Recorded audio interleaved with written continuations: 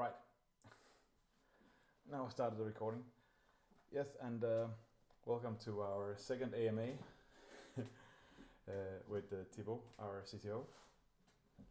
And yeah, take it away. Hello everybody, so thank you for those that ask questions. I don't know, Klaus, you want to take the questions in the queue or? Yeah, I'll take them in the queue, but I was thinking that maybe you could talk a little bit about everything that's happened since the last month and what you expect to happen in the next month or so. Yeah, sure. Let's do this.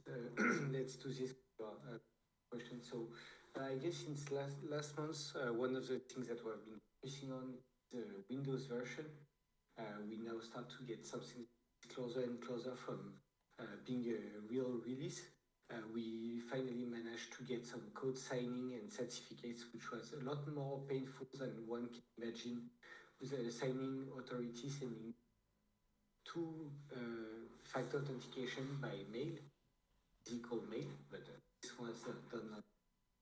And we're having packaging for chocolatey as well on other packaging platforms. This is on the Windows side. As well, we released the web application firewall bouncer for AWS, which is quite interesting because a bit like Cloudflare, for example, it will support the ability to block countries, autonomous systems, and not only have, let's say, pure block, but as well captchas that are provided by AWS. And alongside these other things, we did a big release of the Nginx bouncer, which supports as well now captchas. And in the future version, it's very likely support geolocalization blocking. On the core part, we have been working recently. We are finalizing a new release CrowdSec, which this one is mostly bug fixes, but as well we have been doing a lot of efforts, let's say, on automated testing, functional testing, and so on, because during the 1.3.0 release, we let slip some bugs that managed to get missed by the testing frameworks, something that we have come back improve further testing. I guess this is the main thing that moved since the last month, and I guess after this minor hopefully come out maybe next week if everything goes well, we have a bigger release that is going to come up with more features that we are looking into, and we are currently doing some prioritization, but as the ability to send some extra information to consoles, such as what the context ability, for example, to send FQDNs and so on in the console to give more details about an alert, as well as we are looking of having the possibility from the console or from a REST API to manage decision directly from a simple API. And last but not least, on our quest to deal with kettle management, people that are Kubernetes or OpenStack and so on, having authentication by certificates between all the components, as bouncer to local API, agent to local API. So I guess it will be it for a quick recap of what went on over the last months, but I think already quite some. Yeah, definitely.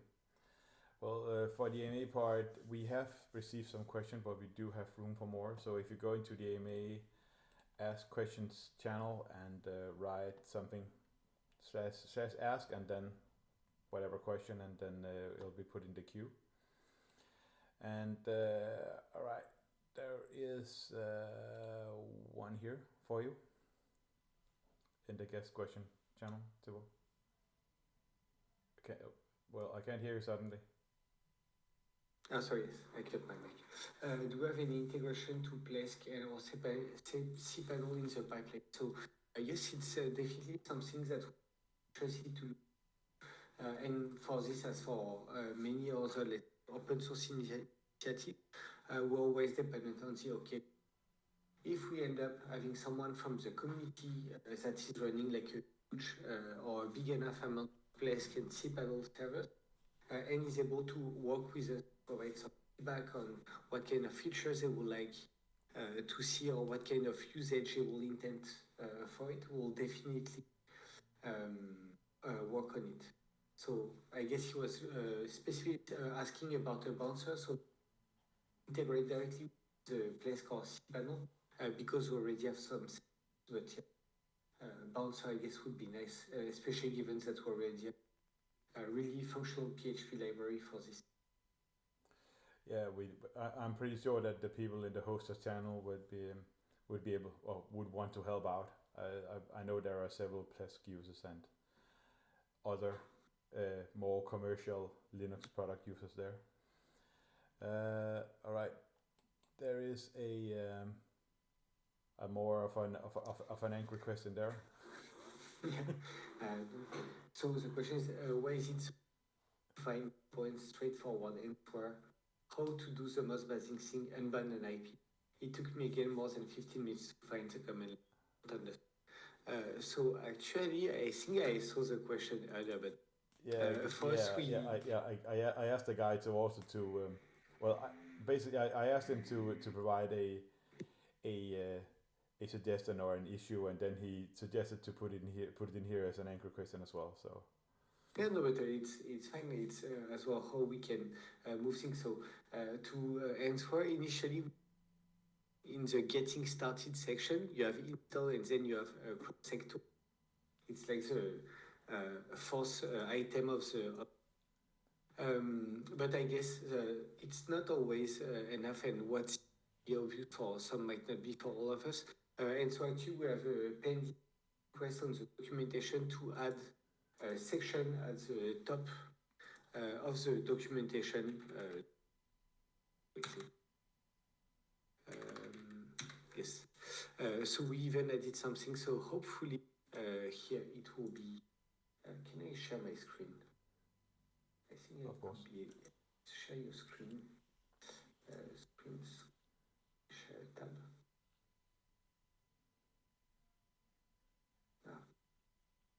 Go live. Would it work?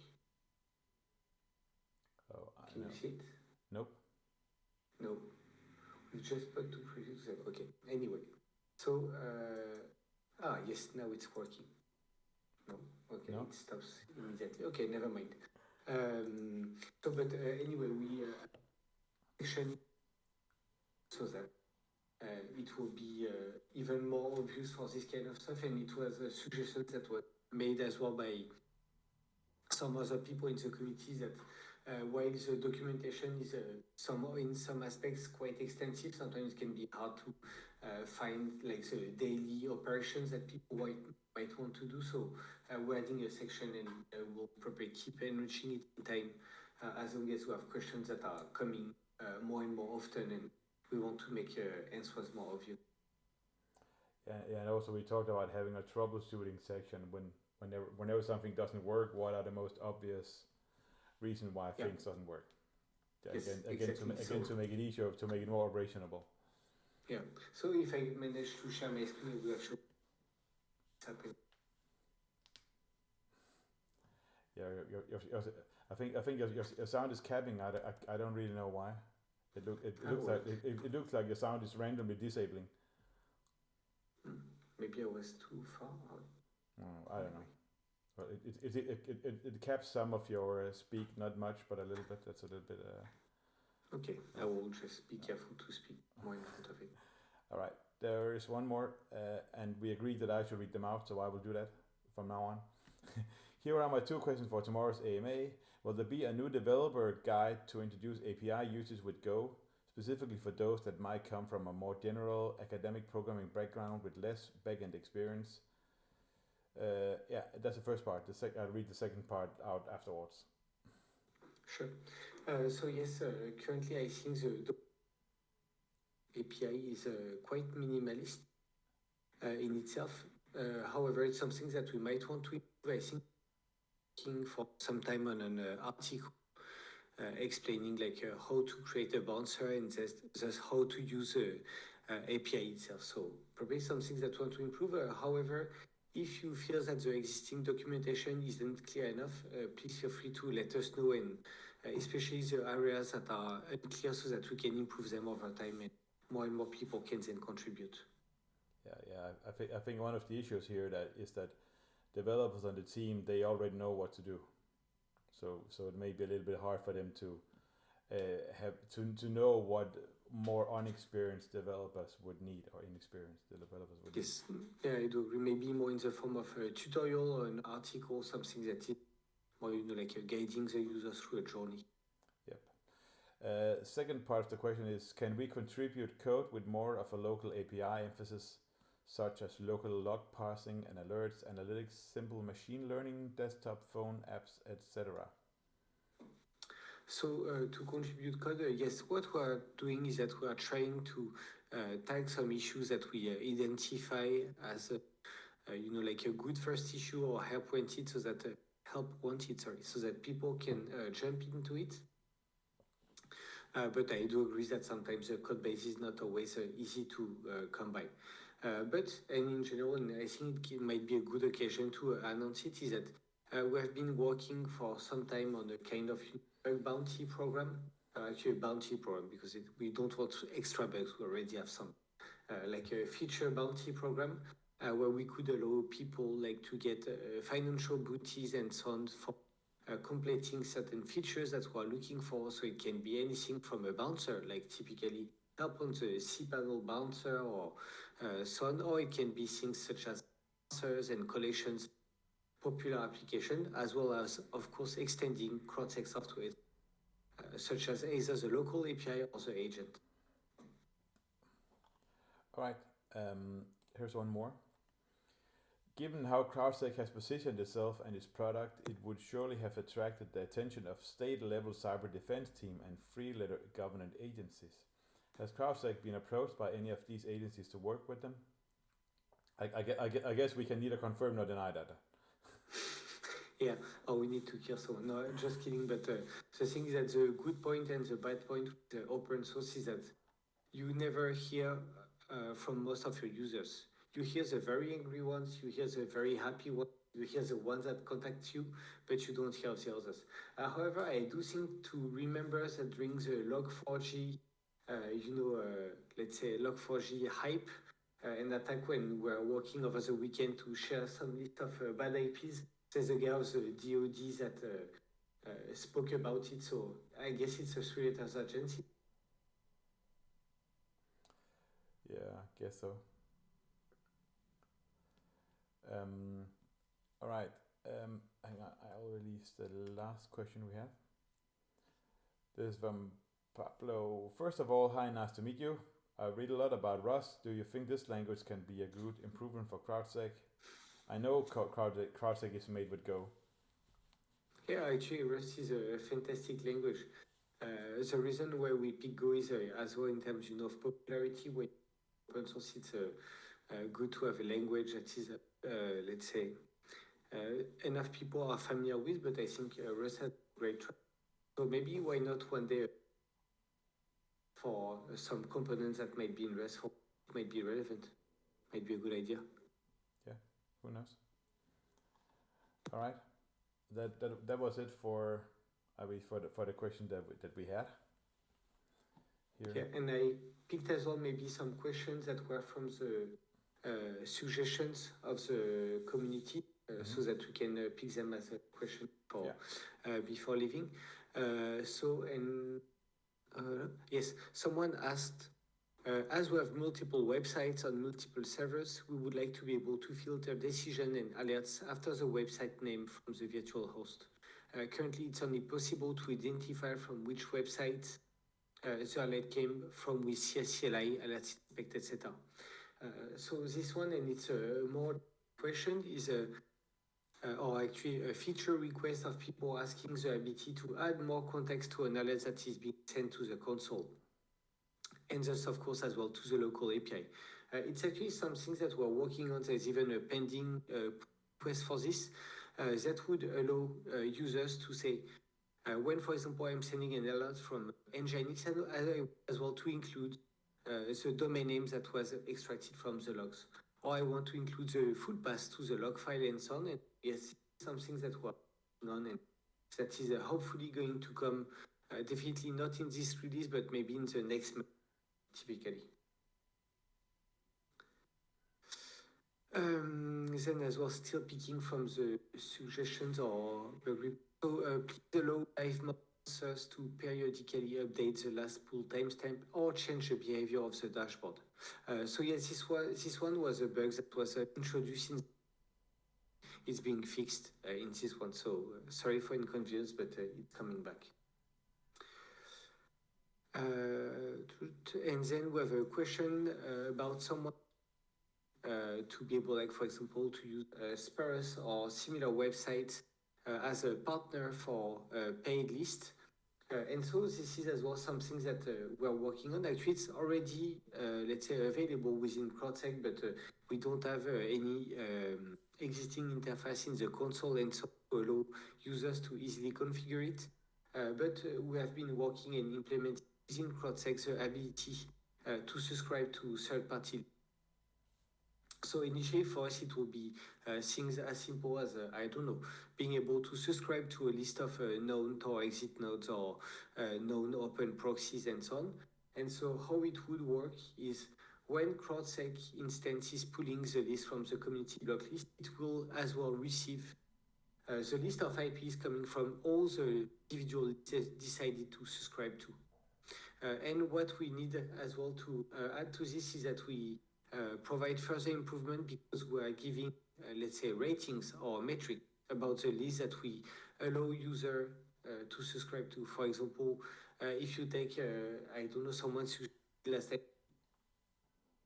.d or firewall, etc., and we can as well provide metrics about how much these lists are overlapping with either what we call the known bad IPs or the bad IPs that are already IPs that might be known false positive. All right. So was that it? Yes, I think we're good for the. I mean, I don't questions, but I didn't see any. If anybody else that's here that has any questions or want to say anything to Thibault, I would think this is a good time. And if anything that you want to discuss, let us know. Unmute yourself and knock yourself out.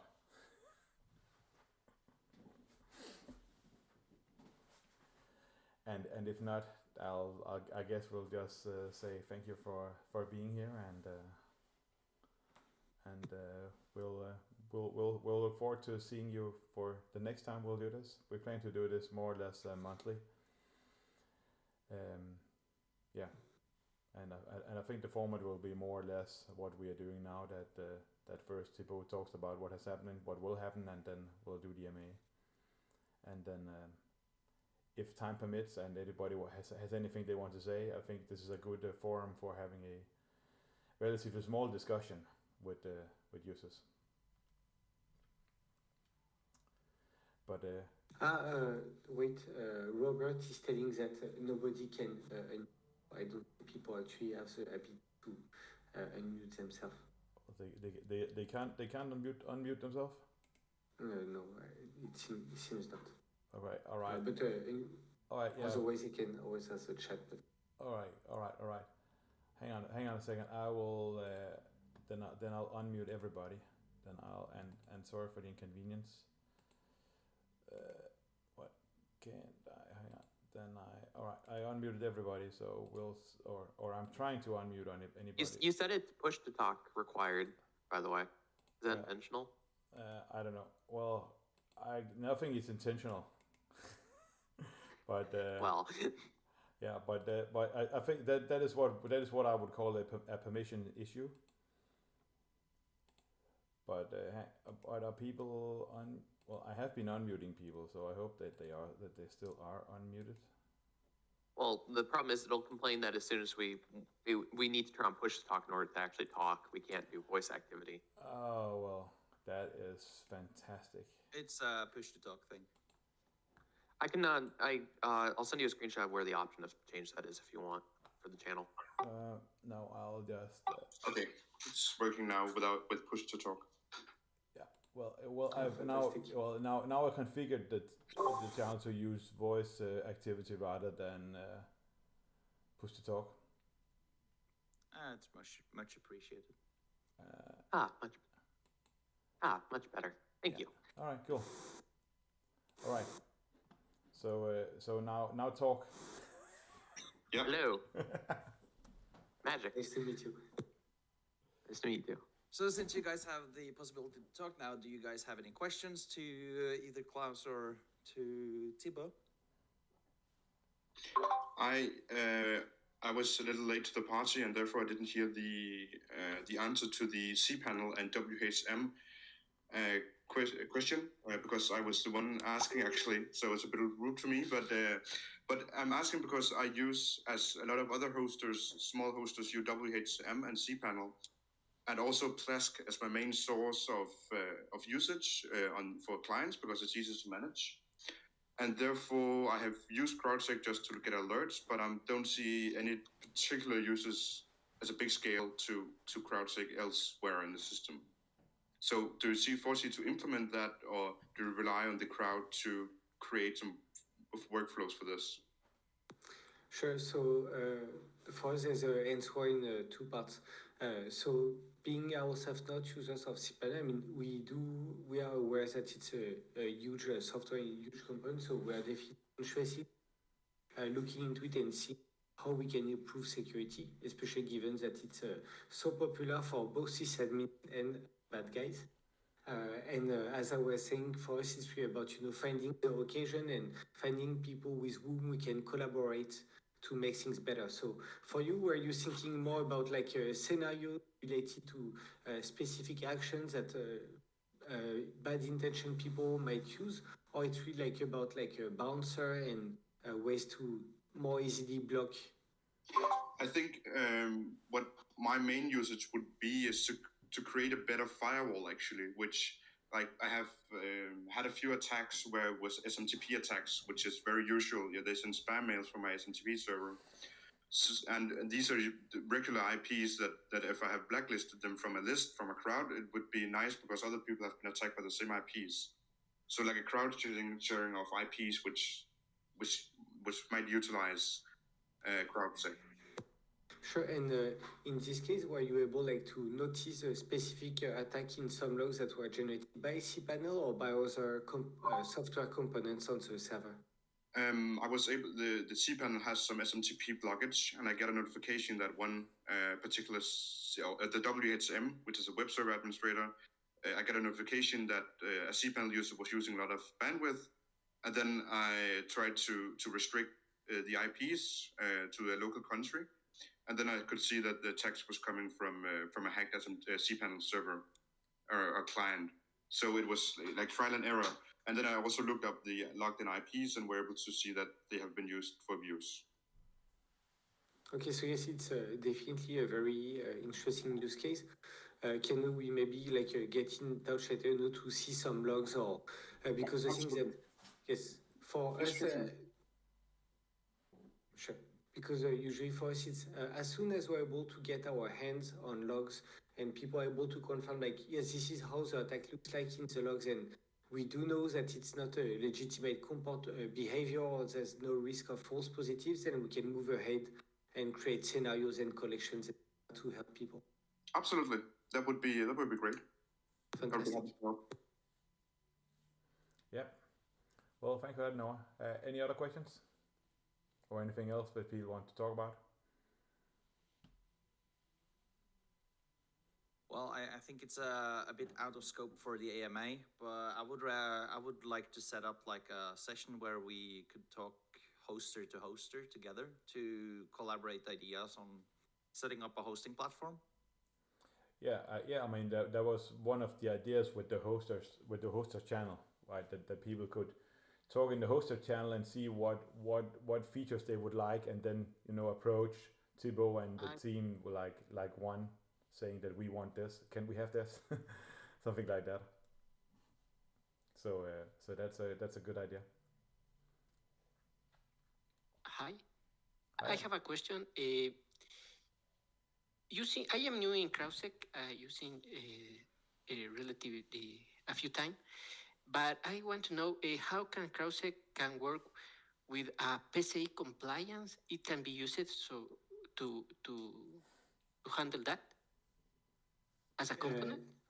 Yes, so it can help. In a previous life, I've been dealing with PCI compliance as an e-commerce hoster. And so while it's not going, to be a silver bullet, it's not going to stop you from doing your certified third-party scans, etc. It can help in covering quite some points of compliance, like, for example, I don't remember, but a lot of things that can be audited, for example, or detected via audit day typically, or even via the system logs in general, and then CrowdSec can help generate alerting or generate measures so that you can then check the PCI box saying that when there's a new super user that is added on the machine, then I get an alert and I can acknowledge it and so on. Right. And can I ask another question? Ya se me fue. Sorry. What it was? Yes.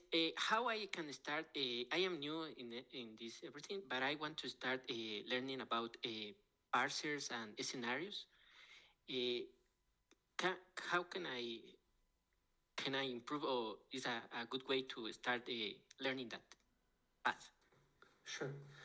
So I would say for this there are two aspects. So there's one part that is in the documentation, but might not be clear for everybody, that explains how to create parsers. For example, can I drop it in the chat? But anyway, I will drop it in the welcome channel, maybe. No, I don't know. In the general chat here. Okay. Yeah. For example, here, that is trying to help user to understand to create parsers. Oh, yeah, yes, your sound went out for a couple of seconds there again. Sorry. So there's part of the documentation that intends with helping how to create parsers and scenarios and so on. And there's as well an article on the website that I'm going to link. Where is it? This, given that CrowdSec, we try to make this as easy as possible, especially when one specific aspect is that CrowdSec, and more specifically CSCLI, comes up with tools that helps you to see how your logs are parsed, what works, what doesn't work, etc. And so hopefully we can make the a lot easier. And yes, I'm going to link this article here.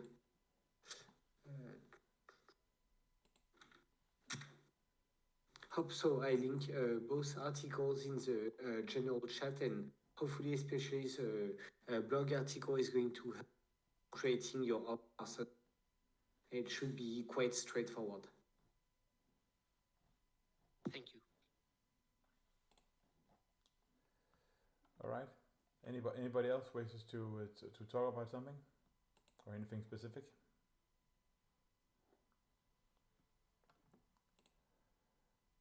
All right. I guess not. So thank you very much all for asking questions. I guess see you soon, but I will let close with the closing word. I'll more or less repeat what you said. Thank you for being here, and thanks for asking questions. As I said, we'll be doing this again, and make sure to stay around for the next time as well, as it is pretty cool to talk, I think. Yeah. All right. Well, I'll stop the recording now then.